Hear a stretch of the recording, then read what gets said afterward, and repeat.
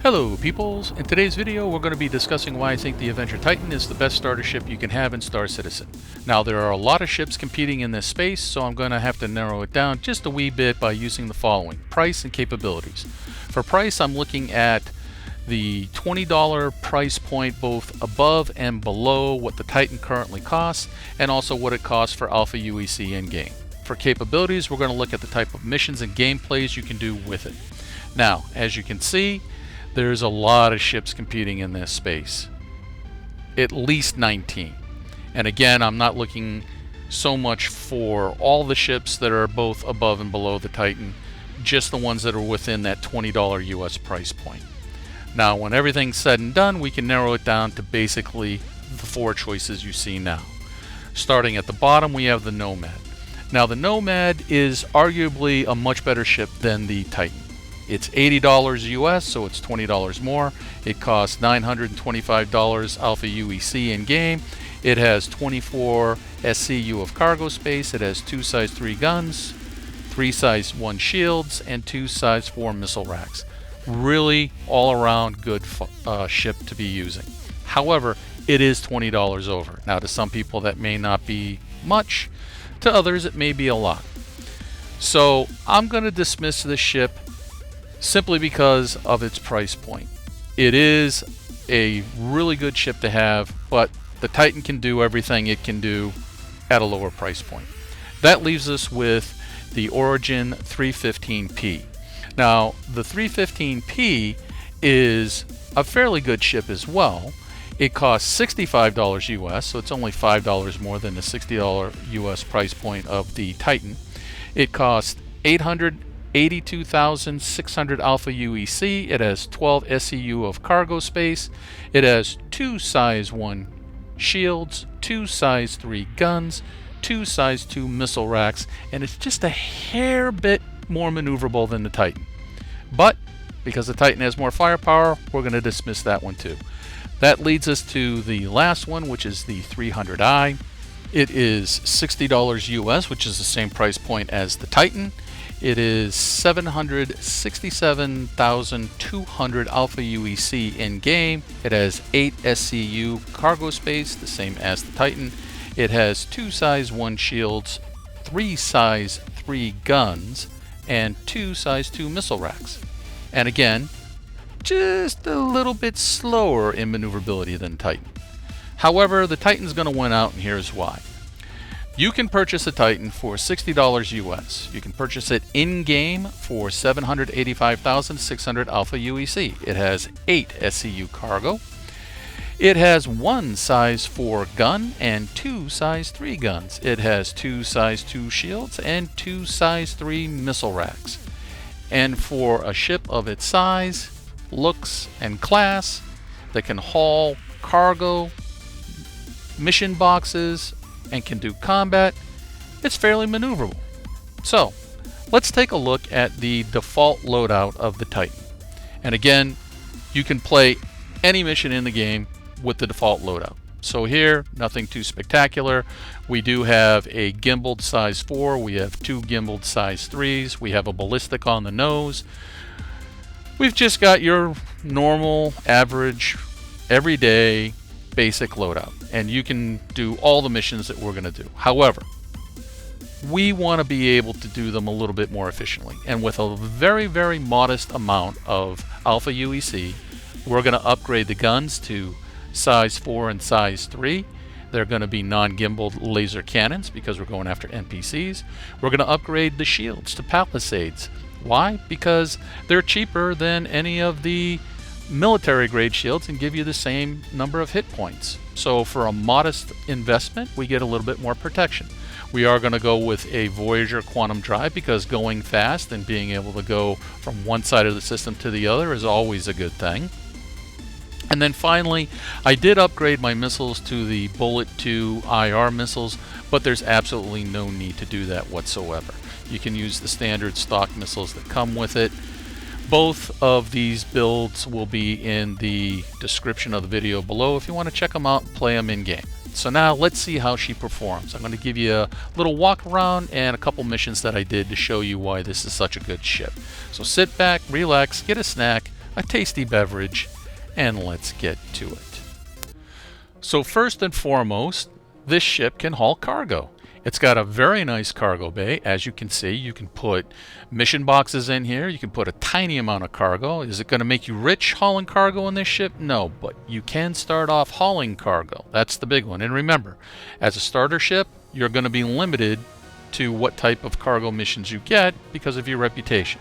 If cargo isn't your thing and you want to go do bunker missions, it's a great place to store all those dead bodies so that you can loot them later and put them into your ship inventory. This ship has more than enough inventory space to be able to handle multiple bunker missions with all of its loot and bounty. So just remember one thing. After you get done looting all those bodies and you strip them down butt naked, like we're doing here, make sure that at the end of the day, before you go back to your starport, whichever one it's at, you get rid of those bodies. Because if you don't do that, you're going to get labeled a criminal and shot down. And it's not going to be a fun time because you're going to lose all that great loot. So just keep that in the back of your mind. Always throw the trash out before you go to war. Right? That's the thing. You also have a bed. Nice little nap time when you're traveling on those long cargo runs, or maybe you're trying to go through a jump gate, you want to go to Pyro, all that good stuff. You can log out, log in. And then let's not forget the cockpit. We've got a pretty decent field of view in the cockpit, and you can exit out of the cockpit. So this ship has 2 ways in, 2 ways out. You can go in through that nice big cargo ramp in the back, or if you've got somebody that's trying to bum rush your cargo ramp, just go in through the cockpit. Not too many ships allow you to do that. It's good. So how does it perform in a mission? Well, cargo missions are pretty boring. We all know that. And they're pretty straightforward. Same thing with the box running missions. So let's see how the ship handles in combat. So what we're going to do is we're going to do a moderate threat combat mission. I'm only putting this in the video so that you can see exactly how fast you can accomplish a moderate threat service beacon. And that's what we're doing here. So we have 2 targets that popped up. Remember, you don't want to get too far away from your VIP that you're trying to protect because you will fail the mission.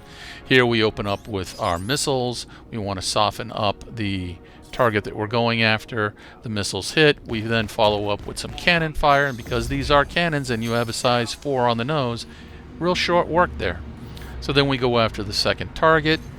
And notice that we are going after a fairly maneuverable ship here, right? The M50 is not exactly a, well, drunken cow. And we're able to put our target marker on the pip and take them out with a few well-placed shots. So that took all of, what, a minute 30 seconds? So you're going to be able to speed through all of those low-level missions. Doesn't matter if they're very low level bounty hunting missions, all the way up to, I would say, probably up to HRT missions. Possibly VHRT missions, but you want something with a little bit more firepower than that. We're on to our high threat beacon mission. That's what I drew up here. I've got a total of 2 targets for my first one. I put 2 missions in here for you to see because I ran into a bug where the mission didn't complete, and I wanted to make sure that it was a bug and not something that I was missing in completing the mission. But it turns out it is a bug, and you'll see that because both missions, even though I destroy all the targets and my VIPs are safe, it doesn't give me a completion. So I follow up my missile strike on the Drake Cutlass here with my guns, and basically what we got to do is just wear down this Cutlass. We want to do it kind of fast. We want to keep an eye on, obviously, our VIPs. There's 2 targets that we have to keep safe, so we don't want to get pulled too far.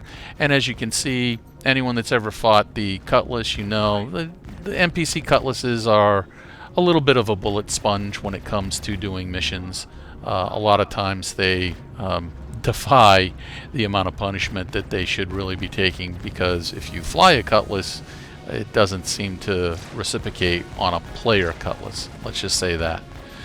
So what I'm going to do is try my best not to get hit, because the Cutlass does have a turret gunner, 4 guns, and of course the NPCs are using those sledge throwers, ballistic weapons that can hammer you pretty hard. Once the first target is down, we turn our attention to the second cutlass, and this wasn't a extremely hard, high threat mission. It was one of those ones that was below 100,000 credits. But when you add in how much time it takes me to do this type of beacon mission, and the amount of money that you get, I think this one here was supposed to be 92,000 credits once you complete. And I have completed them in the past and gotten paid. It's just that right now the game's in kind of like a really not so great state when it comes to some of your missions. As you can see here, we had some serious desync. A lot of times when you see the enemy NPC do a disappear and flip back up on you that close, the next screen that you get is you waking up in a hospital bed. Fortunately, I had a little bit of luck and it missed me. I'm able to keep up my pressure, and eventually I'll end up killing this cutlass. This is the first mission I did where I did not get a completion, and there you go. I've got my 2 targets. You can see I'm not that far off. I didn't get a failure, but the mission just never completes. Doesn't matter how long you stay here. There's no other targets. I waited around for, I would say, about 5 to 6 minutes in game, and no completion whatsoever. So that's a bummer. Now, to test that this was a bug, I took on another high threat mission. So this is a different one, and in this one here we have a total of 4 targets. We're going to have a caterpillar, 2 Valkyries, and a mantis as targets. So there's a total of 4 targets. I have 2 VIPs that I'm supposed to protect, so I have to make sure that I don't stray too far away. Usually if you stay within, I would say, about 5 kilometers of your VIPs that you're protecting, you don't have to worry too much about failing the mission because you're too far away. A lot of times if you do get too far away, I'm sure you've seen it before, or at least heard it before, they start complaining on the radio saying, "Where the hell are you going? Come back." So you know that you've strayed too far. The first target that we're going to take out is going to be the mantis. Why? Well, because it's the easiest one to kill, and we've got a couple bullet sponges here with the 2 Valkyries and the caterpillar. So again, this is a starter ship. It's not a true combat ship. An arrow or a hornet would have a much better chance of taking these things out, not getting hit.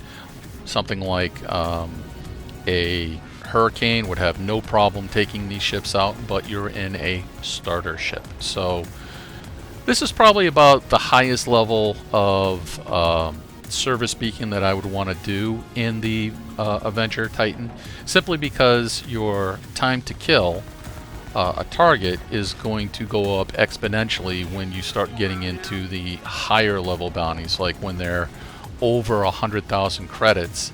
This particular one is supposed to be 98,000 or something right around in through there, if I remember right.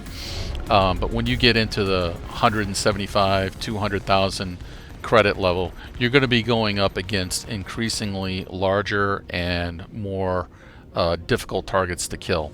And while you can kill them, it's going to take you a long time. And the whole thing about picking the right mission and the right ship to do the mission is in the amount of time it takes to get the mission complete. So as I work down the Valkyries and everything, and now I'm on to the caterpillar, just keep that in the back of your mind that, you know, yeah, can you take an arrow and try and kill a hammerhead? Yeah, sure. You're going to be there for a long time, and there's probably better ways to make money faster in the game, and have a little bit more enjoyable gameplay than to do that, other than bragging rights. So we're going to work down on this caterpillar, and NPC caterpillars are bullet sponges as well. They usually take quite a bit of firepower. Now, you're probably asking yourself, well, you know, this is a starter ship. Why are you focusing in on combat? Well, because the combat is going to test that starter ship to its maximum performance, basically, right? We know how to do a cargo mission. We know how to do a box running mission. We know that the ship's able to haul the loot from our bounty hunting missions when we go to do bunkers and all that kind of stuff. And so that's not a big thing to test, right? Because it's like, well, all right, I have a pickup truck and I can go haul stuff. Yay. All right. But when I have my sports car, let's take twisties real fast and see what we can do, right? This ship is the best of all worlds, basically. When you're starting out, you don't know what you're going to be able to do, what's going to be available until you work up to those higher level missions that are probably going to be behind some type of reputation wall, right? So this is a good ship. It'll get you all the way up to the high threat for the service beacons. It'll get you all the way up to the high threat bounty hunting missions, right? Not the very high threat ones, or certainly not the ERTs. Can some people do an ERT in this? Sure. But you're going to be there for a very, very long time. So you want a ship when you're starting out to give you as many options as possible, and for its price point of $60 US, or its in-game price point of less than 1 million Alpha UEC, it's 785,600 Alpha UEC, you can't really go wrong. If anything, just buy it in-game, because after doing a couple of these high-level threat beacon missions, you only need to do like maybe 6 or 7 of them once you get to the high threat level, and you got enough to buy a ship like this. Now, hopefully you already have a ship and you're doing them in this, but it's a jack of all trades, and it works really well for covering all your bases. You're not going to go wrong. So here I'm just waiting to see if this mission will complete. This is the same bug that we had in the very first high threat beacon mission.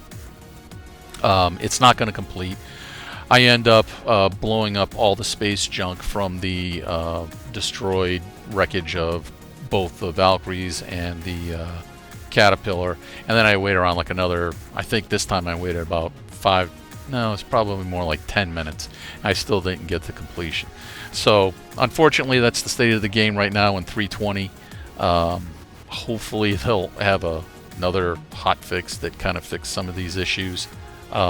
It's not a reflection on the ship not being able to complete the mission, or me not being able to complete the mission, because all the targets are dead and my 2 VIP targets that I have to protect are alive and kicking, and I'm within 379 meters of one of them. So yeah, it's just, unfortunately, CIG takes one step forward in trying to release a really good patch, and sometimes it just bites them in the ass and they take 10 steps back. If you've been playing this game for any length of time, you know exactly what I'm talking about.